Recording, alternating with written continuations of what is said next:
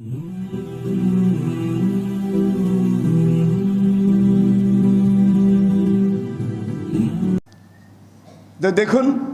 নবীজির জন্ম কোন বংশে? কুরাইশ বংশে। বেদ উপনিষদের মধ্যে আছে সম্বলে বিষ্ণু যশস্য সুমত্তাং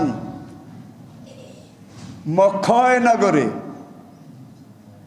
মক্ষয় নগরে, মক্ষীয় অন্তস্তীয়, মক্ষয় সম্বল নগরীতে আব্দুল্লাহ নামক ব্রাহ্মণ পুত্রের ওরসে আমেনা নামনি ব্রাহ্মণ কন্যার উদরে, আব্দুল্লাহ নামক ব্রাহ্মণ পুত্র।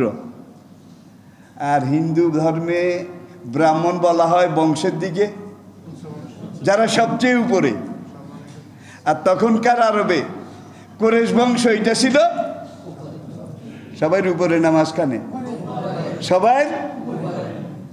মক্ষয় নগরে সবচেয়ে বড় ব্রাহ্মণ পরিবারে কুরাইশ বংশ, আব্দুল্লাহ নামক ব্রাহ্মণ পুত্রের ঔরসে আমেনা নামনি ব্রাহ্মণ কন্যার উদরে বৈশাখ মাসের শুক্ল পক্ষের ১২ তারিখে কল্কি অবতার জন্মগ্রহণ করিবেন। কল্কি অবতার আর বেদ পুরাণের কল্কি অবতার, কুন্তাব সূক্তের কল্কি অবতার। মক্ষয় নগর, মক্ষয়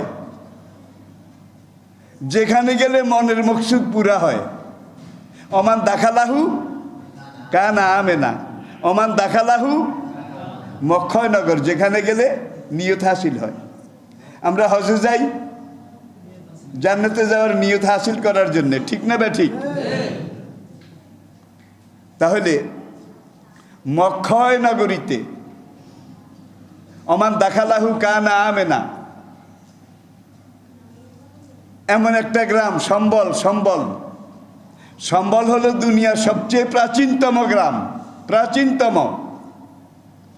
যে গ্রামকে আল্লাহ কোরআনে বলেছেন উম্মুল কোরা, উম্মুল, আল্লাহু আকবার, উম্মুল কোরা।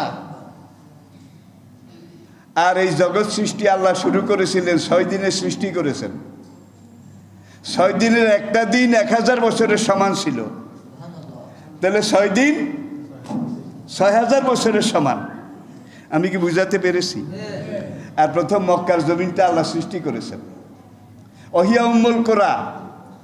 আর আল্লাহ পাক কোরআনে বলছেন এইটাই প্রাচীনতম গ্রাম, গাঁও গ্রাম, জনপদ। এখন হুজুরের জন্ম কুরাইশ বংশে। মক্কাতে কুরাইশ বংশটা ছিল তদানীন্তন শুধু আরবে নয়, পুরা দুনিয়ার বুকে মানব বসতি যেখানে যেখানে ছিল, এর মধ্যে কুরাইশ বংশটা ছিল সবচেয়ে শালীন, সবচেয়ে কুলীন, সবচেয়ে ভদ্র, সবচেয়ে মার্জিত, সবচেয়ে শিক্ষিত এবং উচ্চ শিক্ষিত। ব্রেন, জেহেন, ব্রেন, জেহেন, এই দিক থেকে কুরাইশ জাতি ছিল সবার উপরে।